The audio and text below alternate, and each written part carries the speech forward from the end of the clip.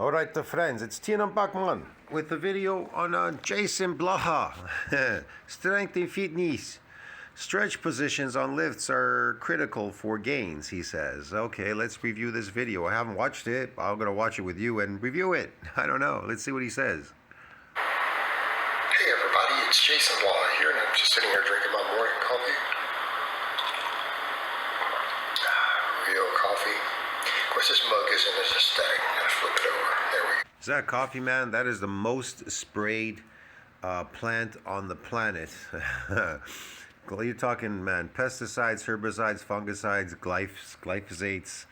Man, that stuff is a toxic soup. Not to mention the bean itself is extremely toxic. Yeah, it's poison. Actually, that word toxic, actually what they really mean to tell you is poison. They just don't want to scare you. You're poisoning yourself. Can you imagine poisoning yourself on a daily basis? That's crazy. Drink it with the other hand. You guys see the flowers on it. It's important. All right. Yeah, let me sell you something and take your money and poison you so you could destroy your health. That's fantastic, isn't it? What a world we live in, man. Over to the topic of getting muscles into stretched positions.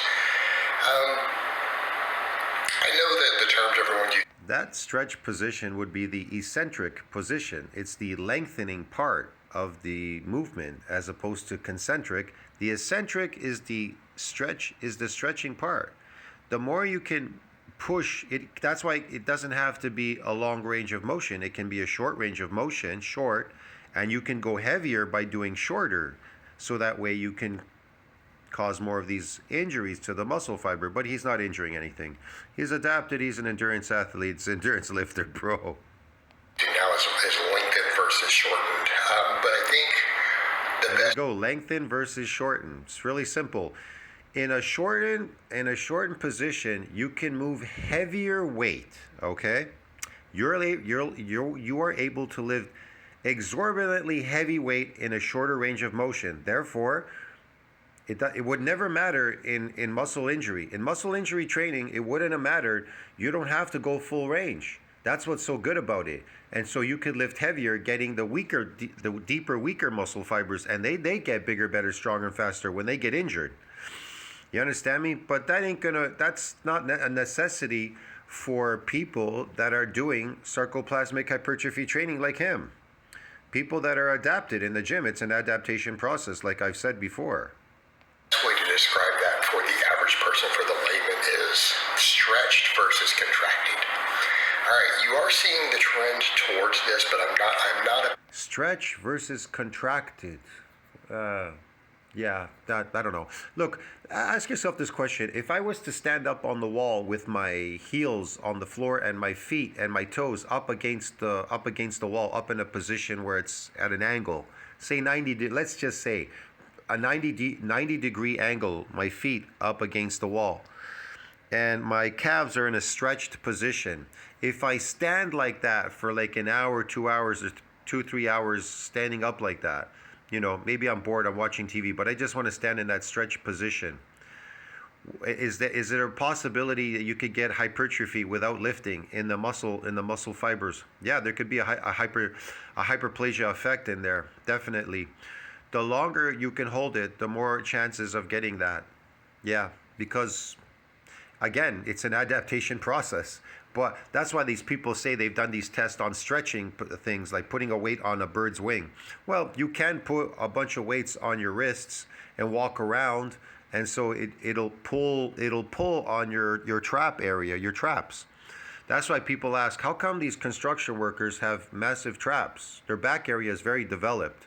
The back and the trap area, because they're walking with wheelbarrows back and forth all day.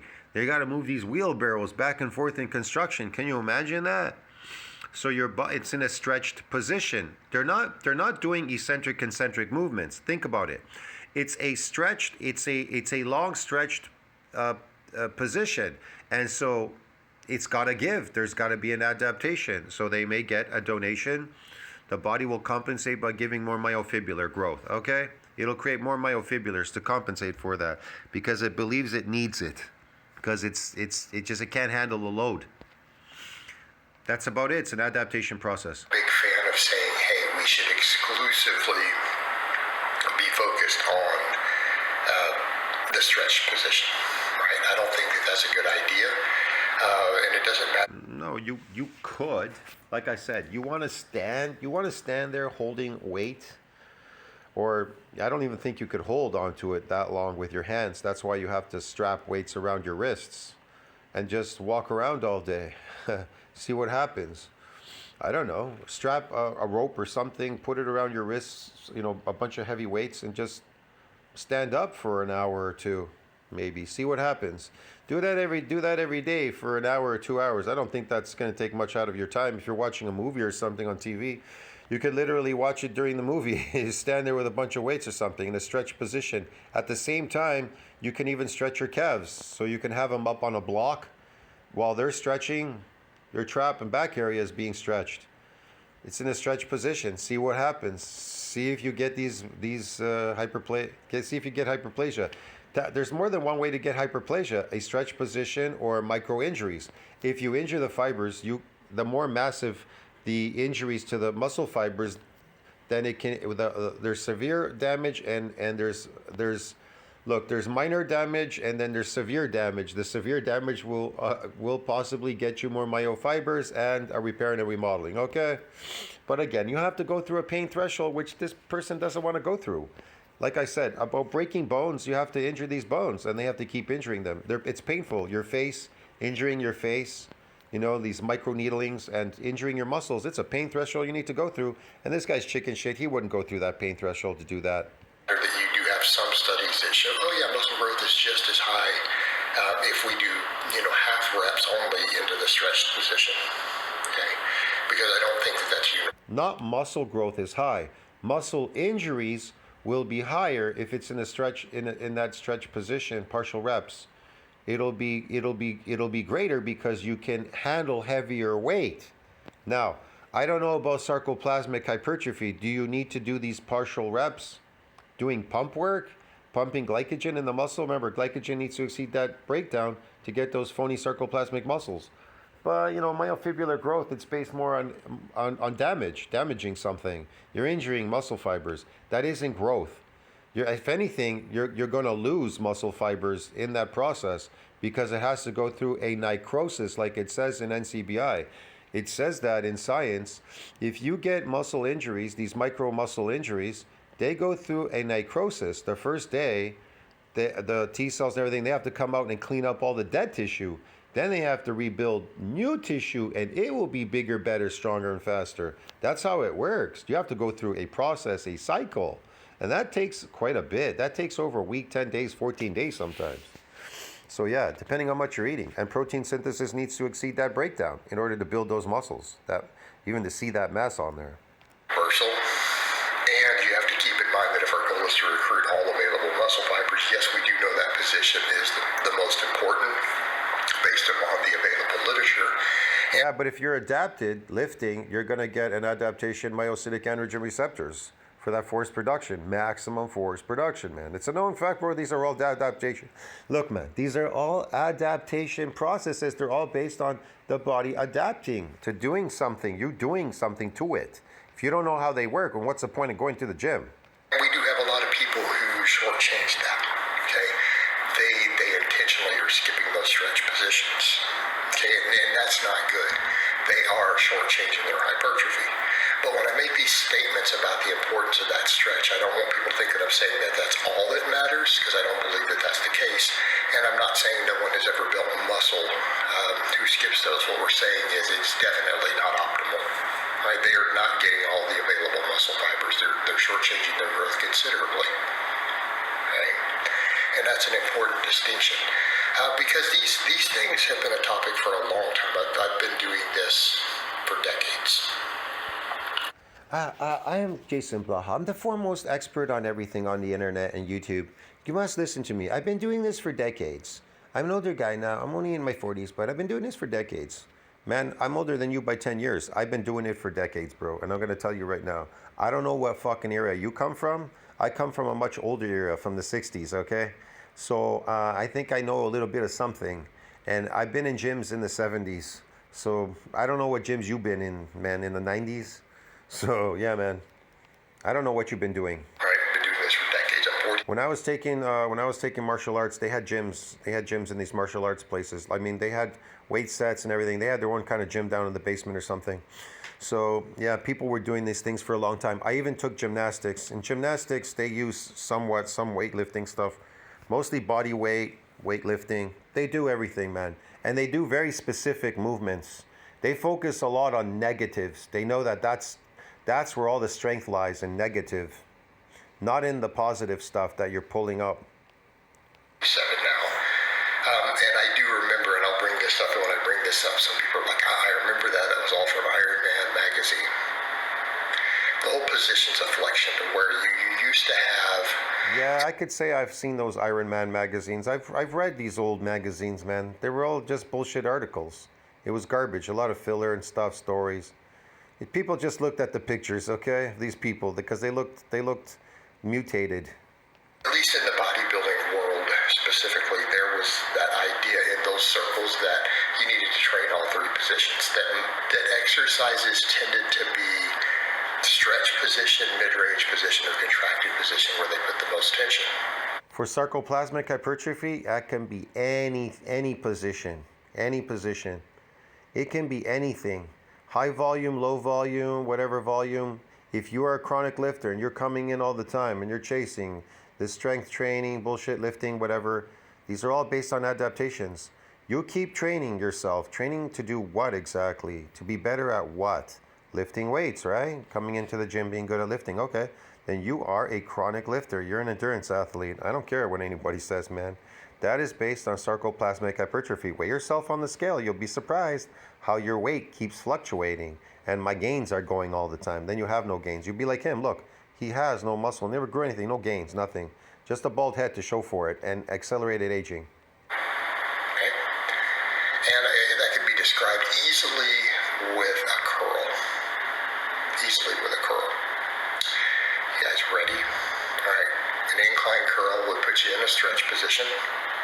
It's the stretch position has the most tension, right down at the very bottom. Yeah, but it's not a necessity for these endurance lifters, okay? These so-called strength athletes, strength athlete endurance lifters chasing this chemical strength. It's not a necessity. You're going to get sarcoplasmic hypertrophy. So is stretch positions on lifts, are they crucial for sarcoplasmic gains? Absolutely not. They are not. You're not going to get anything doing that. A normal standing curl would be a mid-range position. The stretch, that stretch, moving for a stretch in an adapted state, it's protected. It's not going to get damaged, and it's not going to do anything. It's too short. It's too short. Going a couple of times, going like this, trying to stretch out your muscle fiber, isn't going to get you a hyperplasia effect, growing new muscle fibers doing that. Like I said, you can try these stretch positions, you leaning up against the wall or something in a stretch position, standing there for 2-3 hours or something. I don't know. You can try with a wheelbarrow. Go back and forth with a wheelbarrow, okay? Do what construction workers do or something. I don't know, on a daily basis, and see what happens. That's all I could tell you. Those stretch positions, definitely, there's something there. There has to give. Something has to give, and it's called an adaptation. But you're not doing that in the gym. The tension is a little higher there because it does deload the bottom a bit. The contraction, it's the tension because if you think of the curve involved, right? Think of the curve involved. There is a slightly greater tension in the middle, and then a concentration curl. Or a spider curl, either one, those done on a flat back of a preacher bench, was a contracted position. And the idea was that there were different muscle fibers that would be available potentially in each that were not always available in all the others. In other words, think about it. Look, if I was a runner, I would try to look for every modality and adaptation to get more of these type 2 muscle fibers so I can run and have explosive, super fast running. So would I be in a position where I'm actually sitting on my feet so that my legs were bent on the floor as I'm watching a movie for 2-3 hours? Yeah, I would go through that threshold of sitting and my knees and my legs being bent and in a very stretched position, sitting there for like 2 hours or whatever. Why? Because I'm trying to get a hyperplasia effect while I'm watching a movie at the same time. So every day I watch my favorite show or whatever I'm doing, I'm going to sit there for 1 hour on the floor in a stretched position without moving, hoping, or most likely I'll get an adaptation in myofibular growth. You understand me? I don't even have to exercise myself. That's the whole point. I think people don't understand that. These positions of stretch, what stretch is really meant for, how you could get this hyperplasia effect in a muscle fiber. So there's more ways to get growth in muscle fibers. There's all kinds of ways. There's artificial ways, sarcoplasmic, and then there's myofibular. But how that myofibular growth is attained can be more than one way. You understand me? The modalities how you train are different for everything. How you go about it is something that you need to figure out how your body will adapt to give you what you are looking for. This way. The idea was that there are the muscle fibers throughout any given muscle that can be used at any point in the range of motion, and there could be some that are specific. Now, I don't know that has really been found to be true in the research, entirely, but it's not a bad idea. Because again, there's so much overwhelming amount of data that the majority of the growth does. Elon Musk has announced... No, that's not true. He's making that up. Positions. And that means our training should be somewhat biased towards it for the purposes of hypertrophy. Now, when it comes to maximizing strength development... Not if you're adapted, because there's something called the repeated bout effect phenomena. It's not damaging anymore. It's in type 1 because you're a chronic lifter. Or demonstrating strength, there can be something said for that mid-range. But is that because a lot of our displays of strength allow us to use more of the mid-range and to come out of the stretch? I think that could be a big part of it. People always ask me, they say, "Hey man, how'd you get those calves? You got big calves. How'd you get them?" Yeah, man. Of course, I did muscle injury training. I injured the muscle fibers. I did that muscle damage training. But like I said, you can stand there in a stretched position, watching your favorite show for 1-2 hours. I don't know, whatever. At home, you can do this. It's not hard to do that. Now, here's another way. You can wear not necessarily like cowboy boots or high-heeled shoes. Some people have done it with high-heeled shoes, but you don't get that. You get more of a shape in the calf area, but you don't get a hyperplasia effect on there unless it's in a very stretched position. So the best is put a piece of wood there or whatever, a high piece of wood, and put your feet up on it, your toes, and then stand there in a stretched position for your calves. You'll feel them stretch. You'll feel them. They'll be in a lengthened, stretched position. And now if they stay like that, your body has to adapt by doing something, because it'll find this is something extraordinary. So what will it do? Well, it'll create more myofibers to make it stronger, so that the next time it's in that position, it won't be so easy to, it won't give so easy. Yeah, that's basically it. Again, these can be incorporated these things can be incorporated in your exercise routine plan. I don't know. Like I talked with these running guys, I told them you should do 1 day of running downhill. The next day you should do the following week you should do bodybuilding, and then the following week you should do flat and fast, all out. You understand me? These are different modalities to get a stretch and a tear in the muscle fiber, in muscle injury.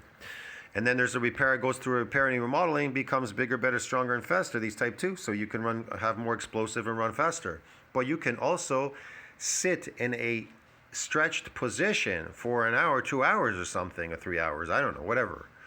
You understand me? And get an adaptation there as well. In other words, you think about what are the traditional... Or you can walk around with a bunch of weights on you, stretching your whole back area, your arms, whatever.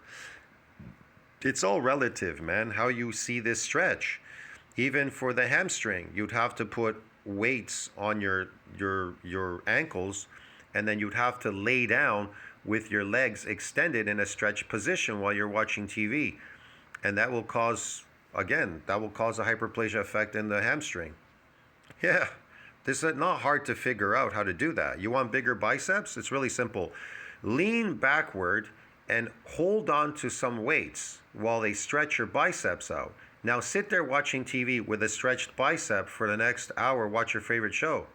After that show is over, after an hour, hour and a half, take the weights off, and then you can repeat this the following day. There isn't a micro injury there, so you could literally do this every day. You understand me? What it's doing is it's going to increase the number of myofibulars. That's what's going to happen. Plays of strength, squat, bench, deadlift, and strict press, so on and so forth. They all give us the ability to some extent to remove the stretch position.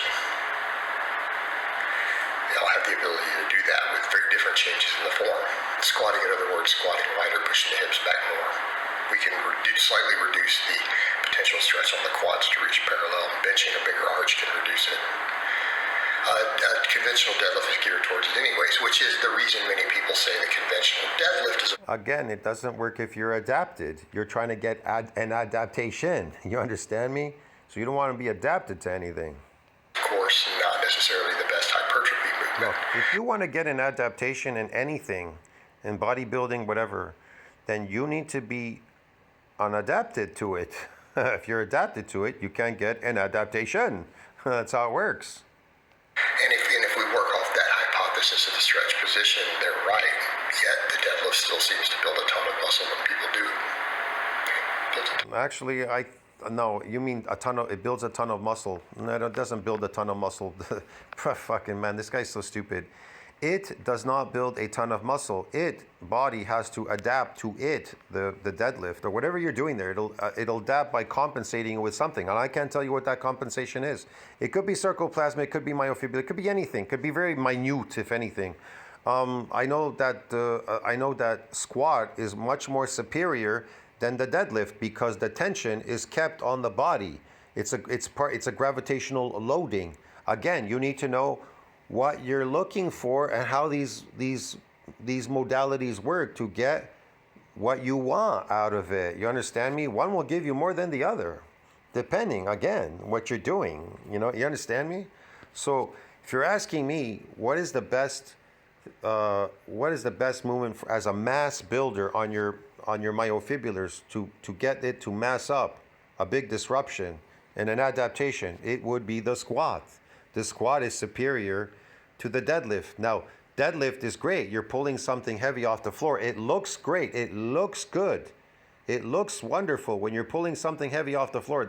Because I can't tell you why. People are able to pull more off the floor than they can squat. Why is that? Why can people pull heavier off the floor than they can squat? They can't squat that heavy. And I know some people that couldn't squat at all. They could pull something heavy off the floor, but they could barely squat anything heavy. Why is that? That's a question you have to ask yourself, because I'm telling you that the squat is much more superior. It's just more superior than the deadlift. That's it.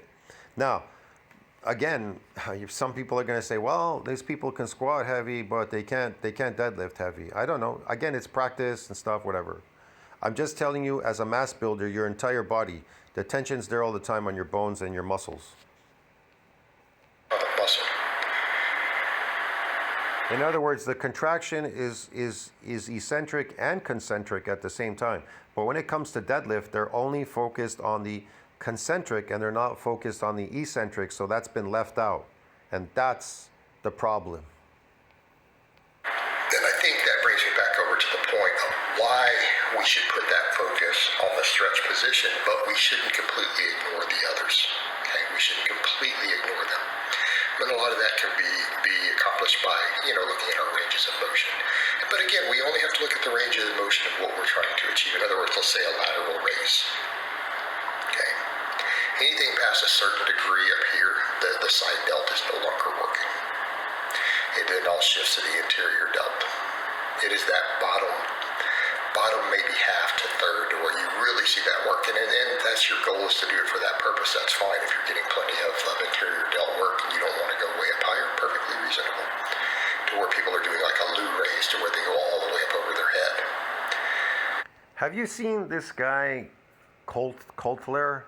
I put him up in my community section. Check him out. He's a gymnast. You look at his exercises, what he does in gymnastics. He does do some lifting at the gym there. They have some equipment and they do some very specific lifting. Notice how he does the opposite when it comes to shoulders. He's actually moving the force down and up.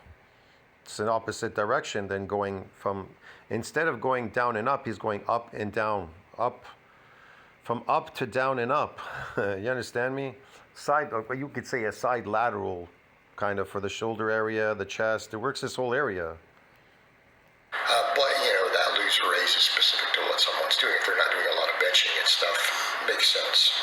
But for those of us who are doing a lot of chest pressing, it's probably redundant at a certain point.